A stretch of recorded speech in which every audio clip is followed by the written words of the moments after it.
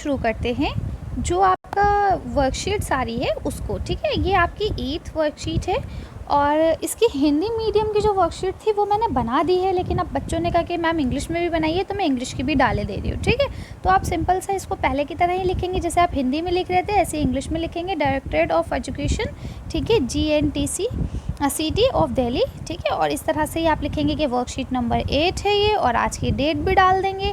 ठीक है, इसके बाद आप अपनी क्लास को लिखेंगे कि हम कौन सी क्लास में, वैसे 6 to 8 क्लास को ये करना है। ठीक है, नेम्स ऑफ स्टूडेंट्स यानी कि आपको अपना नाम लिखना है, स्टूडेंट्स ऑफ नेम। ठीक है, और नेम ऑफ द सिटी माने होता है क्लास टीचर, तो यहाँ पे आपको अपने क्लास टीचर का नेम लिखना है। ठीक है, चलिए अब हम लोग इसे पढ़ना शुरू करते हैं।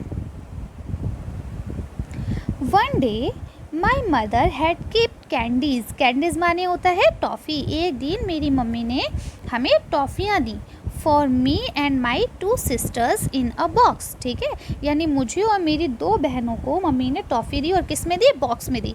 एंड आस्क्ड, और कहा, ठीक है, यानी दी और क्या कहा, us to split them equally among us, यानी कि कहा कि आप लोग इसे बराबर से बांट लेना आपस में।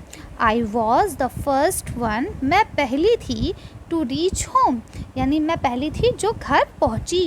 दैट डे, उस दिन, यानी उस दिन सबसे पहले घर मैं पहुंची।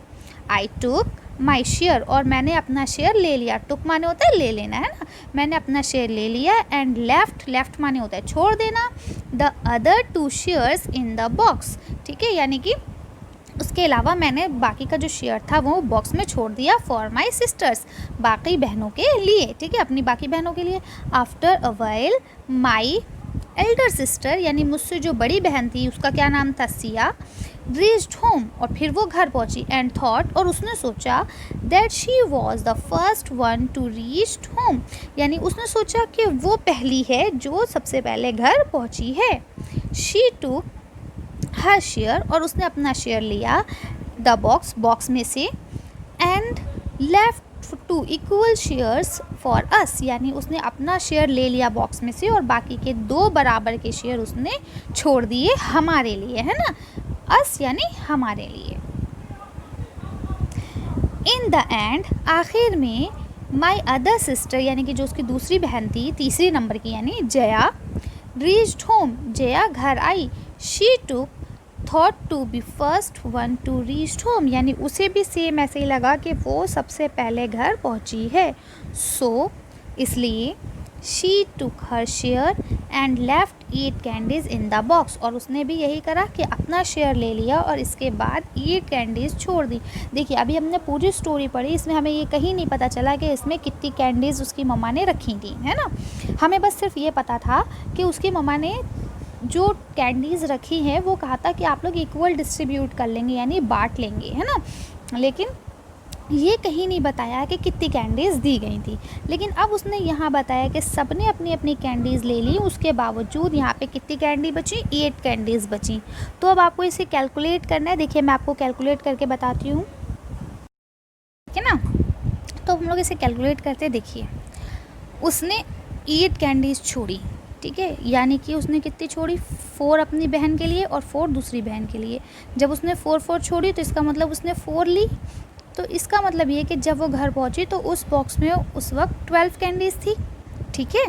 अब उससे पहले जो उसकी बहन आई थी, इसका मतलब उसने कितनी ली, उसने 6 कैंडीज़ ली अपनी, और 12 उसने छोड़ दी कि अपनी बाकी 2 बहनों के लिए, यही है, ठीक है। तो यानी जब वो घर पहुंची थी उस वक्त उस बॉक्स में कितनी कैंडीज़ थी, 18 थी, ठीक है। अब 18 कैंडीज़ थी, यानी कि जब सबसे बड़ी वाली जो सबसे पहले लड़की आई है, जब वो आई तो इसका मतलब ये है कि उस वक्त उसने 18 कैंडीज़ छोड़ी, यानी कि 9 छोटी बहनों के लिए और दूसरी वाली के लिए भी 9, और इसका मतलब ये है कि उसने ख़ुद भी 9 ली, है ना। तो इसका मतलब ये हुआ कि उस वक्त जो कैंडीज़ थी वो कितनी थी, 27, ठीक है।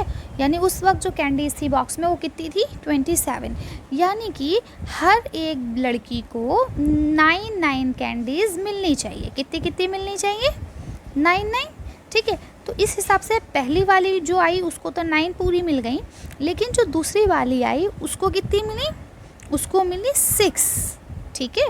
और उससे छोटी जो बाद में आई उसको कितनी मिली, 4, ठीक। इसीलिए देखिए अब यहाँ पे इसकी कितनी कैंडीज़ कम है, अगर देखा जाए तो इसकी 3 कैंडीज़ कम है और इसकी कितनी कम है, इसकी 5 कैंडीज़ कम है। अब अगर हम 3 और 5 को एडिट करते हैं तो देखिए 8 बचता है। तो ये देखिए यहाँ पे आपको दिया हुआ है ना कि 8 कैंडीज़ उनकी बची। तो इस तरह से अगर देखा जाए तो जो बाकी की 2 आई हैं यानी कि सिया और जया, तो सिया को कितनी कैंडीज़ मिलनी चाहिए थी, 3 और मिलनी चाहिए थी, और जो सबसे लास्ट में आई थी जया, उसको कितनी मिलनी चाहिए थी, 5 कैंडीज़ और मिलनी चाहिए थी। ठीक है, बहरहाल चलिए अब हम आगे पढ़ते हैं। इन द इवनिंग, शाम में, व्हेन वी ऑल मीट, यानी जब हम सब मिले, वी रियलाइज्ड, हमें महसूस हुआ, व्हाट हैड हैपेंड, यानी कि उस वक्त क्या हुआ था। आवर मदर देन, हमारी मम्मा ने क्या किया, distribute the 8 candies amongst us so that we all get equal candies, यानी कि हमारी मम्मी ने वो जो 8 कैंडीज़ बची थी उनको इक्वली डिस्ट्रीब्यूट करा, इस तरह से कि हम सबको इक्वली सारी कैंडीज़ मिल जाएं। ठीक है, अब कैसे डिस्ट्रीब्यूट करा ये हमें नहीं पता, किसको कितनी थी हमें नहीं पता, बस उन्होंने हमें ये बता दिया। तो इस हिसाब से हमने जो कैलकुलेशन करा है उसके अकॉर्डिंग हमें पता चल जाता है कि मम्मी ने सिया को जो है, सिया जो है उसको मम्मी ने 3 कैंडीज़ दी होंगी। ठीक है, और उससे छोटी जो जया है, जया को मम्मी ने कितनी दी होंगी, 5 कैंडीज़ दी होंगी। और जो सबसे पहले घर पहुंची, जिसका नाम इसमें मेंशन नहीं है, ठीक है, उसको मम्मी ने एक भी कैंडी नहीं दी होगी। चलिए अब हम लोग क्वेश्चन आंसर्स देख लेते हैं।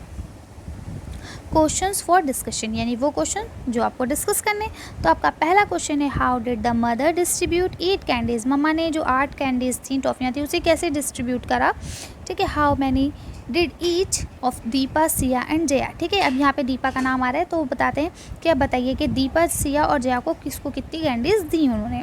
तो अब आप बता देंगे कि उन्होंने सबको इक्वली कैंडीज़ डिस्ट्रीब्यूट करी। क्या करा, इक्वली डिस्ट्रीब्यूट करा। और देखिए यहाँ लिखा है ना डिस्ट्रीब्यूट इक्वली। ठीक है, और यहाँ पे आप बता देंगे कि उन्होंने दीपा को 0 यानी एक भी कैंडी नहीं दी, और सिया को उन्होंने, देखिए मैं दोबारा लिखती हूँ, हाँ, दीपा को उन्होंने एक भी कैंडी नहीं दी, सिया को उन्होंने 3 कैंडीज़ दी और जया को उन्होंने 5 कैंडीज़ दी। तो आप इस तरह से लिख देंगे। ठीक है, अब आपका अगला क्वेश्चन है question number 2, how did the mother treat her 3 daughters, यानी कि जो उनकी माँ थी वो तीनों बच्चों को किस तरह से ट्रीट करती थी, यानी उनकी जो तीनों बेटियाँ थी उनको कैसे ट्रीट करती थी। तो आप लिख देंगे दे ट्रीट, क्या लिखेंगे, दे ट्रीट, ठीक है, इक्वली, क्या लिखेंगे आप, इक्वली, कि यानी वो सबको बराबर ट्रीट करती थी। और कैसे करती थी इसका हमें सबूत कैसे मिलता है, उसके आगे आप लिखेंगे विद, हमें कैसे सबूत मिलता है, विद गिविंग, ठीक है, विद गिविंग इक्वल नंबर्स, ठीक है, numbers of candies.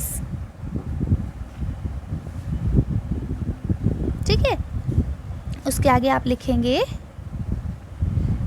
To each, यानी इसका सबूत हमें कैसे मिलता है कि उन्होंने सारे बच्चों को इक्वली कैंडी दी। ठीक है, इसके बाद आपका थर्ड क्वेश्चन जो बचता है उसमें लिखा है how did Jaya feel when she realised what had happened, यानी कि जब जया को ये सारी बातें पता चली तो उसको कैसा महसूस हुआ। तो आप इसका बहुत सिंपल सा आंसर लिख देंगे। क्या लिखेंगे, देखिए, ऑनेस्टी, ठीक है, इज द बेस्ट पॉलिसी। ठीक है, यानी उसे क्या लगता है कि ऑनेस्टी जो है वो इज़ द बेस्ट पॉलिसी। ठीक, तो आज की वीडियो में बस इतना ही। अगर आपको हमारी वीडियो पसंद आई हो तो इसे लाइक और शेयर करें। अगर अभी तक आपने हमारे चैनल को सब्सक्राइब नहीं करा तो प्लीज़ हमारे चैनल को सब्सक्राइब करें। Thank you for watching.